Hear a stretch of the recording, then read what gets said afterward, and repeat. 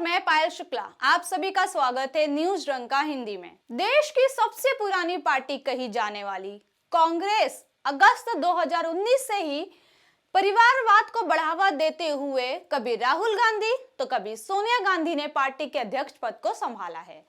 वहीं नए कांग्रेस अध्यक्ष को चुनने में गांधी परिवार के पसीने छूट गए हैं, जिसे देखकर यही आभास हो रहा है कि कांग्रेस आलाकमान के हाथ में अब ना तो लगाम है और ना ही कमान। जिस गांधी परिवार को देश में कांग्रेस हाई कमांड कहा जाता है, उसे देखकर लो कमांड प्रतीत होता है। वजह है कि पार्टी के ऊपर इस गांधी परिवार की कमान काफी कमजोर दिख रही है।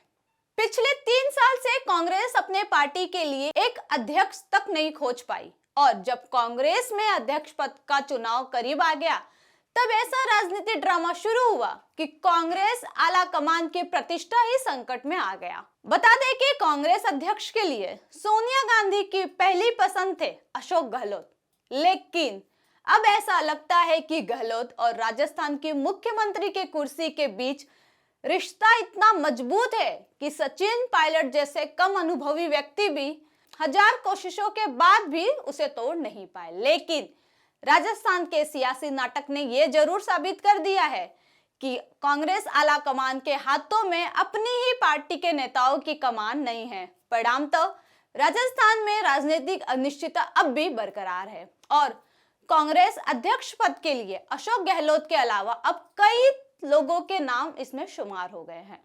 वर्तमान समय में कांग्रेस आला कमान की जिस तरह से प्रतिष्ठा गिर रही है और उनके सामने कई बड़ी चुनौतियां खड़ी है, इसका आज विवेचन हम यहां करेंगे। साथ ही यह भी जान लें कि कांग्रेस के लिए बाहरी तौर से चुने गए नेता भी अब कांग्रेस की डूबती नैया को पार नहीं लगा पाएंगे। हालांकि उससे पहले जानते हैं अशोक गहलोत के बारे में, जिन्होंने कल सोनिया गांधी से मुलाकात की और 71 वर्ष के गहलोत ने मुलाकात के दौरान सोनिया गांधी से पूछे जाने वाले सवालों की सूची को याद करने के लिए सारी बातों को एक पेपर में पॉइंट आउट कर लिया था। इस मुलाकात के बाद अशोक गहलोत ने जो कुछ कहा, वो यह संकेत दे रहा है कि कांग्रेस में चल रहे राजनीतिक नाटक का अब भी अंत नहीं हुआ है। मुलाकात करने के बाद गहलोत ने सबसे महत्वपूर्ण बात कही कि उन्हें सोनिया गांधी से माफी मांगी है और उन्हें यह कहना है कि जो कुछ भी हुआ राजस्थान में, उसके लिए वह खुद ही कसूरवार है। उन्हें इसका बहुत दुख है। इन बयानों के बाद आप समझ सकते हैं कि अशोक गहलोत इस समय कितने परेशानी में होंगे। उन्होंने सारी बात सोनिया गांधी के सामने बैठकर कह दिया। उन्होंने कहा कि मुझे माफ कीजिए और सारा फैसला सोनिया गांधी पर ही छोड़ दिया है कि राजस्थान का अगला मुख्यमंत्री कौन होगा। 30 सितंबर यानी आज अध्यक्ष पद के लिए पर्चा भरने का आखिरी दिन है। यह उम्मीद है कि 19 अक्टूबर को जब परिणाम आएगा, कोई गैर गांधी परिवार का व्यक्ति ही कांग्रेस का अध्यक्ष बनेगा। हालांकि ऐसा ही अंतिम बार हुआ था सन 1996 में। उस समय सीताराम केसरी को अध्यक्ष बनाने का मौका मिला था। सीताराम केसरी ने उस समय शरद पवार और राजेश पायलट जैसे बड़े बड़े दिग्गजों को चुनाव में हरा दिया था। सीताराम केसरी को उस समय AICC यानी all India Congress committee delegate के 6224 वोट मिले थे। वहीं शरद पवार जैसे बड़े नेता को 882 वोट और राजेश पायलट को सबसे कम अर्थात 354 वोट मिले थे। राजेश पायलट जो कि सचिन पायलट के पिता हैं, वो सचिन पायलट जो इस समय राजस्थान में मुख्यमंत्री बनने का सपना देख रहे हैं। लेकिन गैर नेहरू गांधी परिवार के इस अध्यक्ष की सोनिया गांधी के राजनीति में सक्रिय होते ही ऐसी दुर्गति हुई जिसकी कोई कल्पना भी नहीं कर सकता था। 14 मार्च 1998 का वो दिन जब कांग्रेस कमेटी वर्किंग के लगभग 12 से 13 नेता प्रणब मुखर्जी के घर पर मिले और CWC अर्थात कांग्रेस वर्किंग कमेटी की एक अंतरिम बैठक बुलाकर सीताराम केसरी से इस्तीफा देने को कह दिया। सीताराम केसरी इस प्रस्ताव से इतना आहत हुए कि वो 24 अकबर रोड यानी कांग्रेस पार्टी के मुख्यालय चले गए, लेकिन बैठक चलती रही। सीताराम केसरी वहां से नाराज होकर चले गए।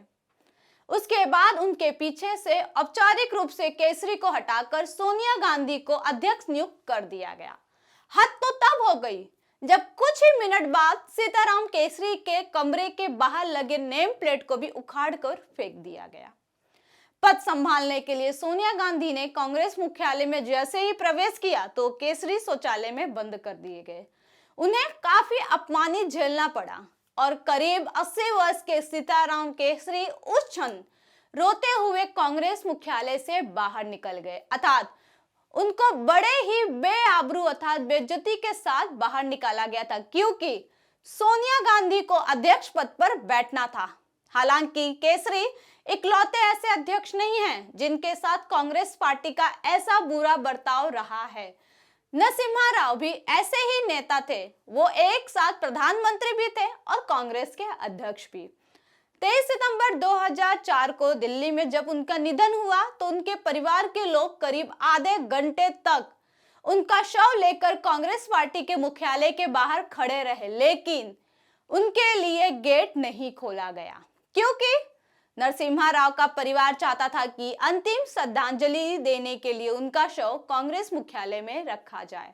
हालांकि उस वक्त सोनिया गांधी पार्टी दफ्तर के अंदर ही मौजूद थी, लेकिन उन्होंने नरसिम्हा राव के शव के लिए गेट खोलने नहीं दिया। कई लोग मानते हैं कि यही असली वजह थी कि वरिष्ठ नेता शरद पवार, पीए संगमा और तारिक अनवर ने सोनिया गांधी के विदेशी मुल्क का हवाला देते हुए कांग्रेस पार्टी छोड़ दी थी। राव और केसरी दोनों ही गांधी के वफादार थे, लेकिन उन्हें यहाँ सिर्फ अपमान ही झेलना पड़ा। हालांकि बात यदि वर्तमान की करें तो कांग्रेस अध्यक्ष पद के चुनाव के लिए पर्चा भरने का आज आखिरी दिन है। 17 अक्टूबर को मतदान होगा और 19 अक्टूबर को परिणाम घोषित होगा। अब अशोक गहलोत पार्टी अध्यक्ष दौड़ में नहीं है। 1947 से अब तक कांग्रेस अध्यक्ष पद की बात करें तो इन 75 वर्षों में 41 वर्ष कांग्रेस अध्यक्ष के रूप में नेहरू गांधी परिवार के सदस्य ही यहाँ बने रहे। जवाहरलाल नेहरू, इंदिरा गांधी, राजीव गांधी, सोनिया गांधी और राहुल गांधी कांग्रेस के अध्यक्ष रहे। वहीं सोनिया गांधी 21 वर्षों से कांग्रेस की अध्यक्ष है, जबकि पार्टी में 12 ऐसे अध्यक्ष रहे जिनका संबंध गांधी नेहरू परिवार से नहीं रहा। हालांकि कांग्रेस में अध्यक्ष पद को लेकर ड्रामा अब भी जारी है। आज कांग्रेस का आला कमान सबसे कमजोर आला कमान माना जाता है, जिसके नेतृत्व पर लगातार उंगलियां उठ रही है। पिछले 9 महीनों में ही 9 बड़े नेताओं ने पार्टी छोड़ दी। इसमें गुलाम नबी आजाद, कपिल सिब्बल, आरपीएन सिंह, अश्विनी कुमार, सुनील जाखड़, हार्दिक पटेल, कुलदीप बिश्नोई, जयवीर शेरगिल और हर्ष महाजन शामिल है। हालांकि बात यदि अध्यक्ष पद की करें तो कांग्रेस अध्यक्ष पद के चुनाव के लिए नामांकन दाखिल करने की आज अंतिम तारीख है। शाम तक नामांकन की स्थिति स्पष्ट हो जाएगी। हालांकि कौन कौन मुकाबले में अंत तक रहेगा, इसका फैसला नाम वापसी की अंतिम तिथि 8 अक्टूबर को होगी। उम्मीदवारों की अंतिम सूची 8 अक्टूबर को शाम 5 बजे प्रकाशित की जाएगी। इसके बाद अगर जरूरत पड़ी तो मतदान 17 अक्टूबर को कराया जाएगा। इसके बाद मतों की गिनती 19 अक्टूबर को होगी और इसी दिन परिणाम भी घोषित किया जाएगा। हालांकि देखना दिलचस्प होगा कि कौन होगा अगला कांग्रेस अध्यक्ष। आपको मेरा वीडियो कैसा लगा कमेंट सेक्शन में जरूर बताएं। साथ ही हमारे चैनल को लाइक, सब्सक्राइब और शेयर करना ना भूलें। फिलहाल के लिए इतना ही। जल्दी एक नई जानकारी के साथ पुनः उपस्थित होंगी। तब तक के लिए दीजिए इजाजत। धन्यवाद।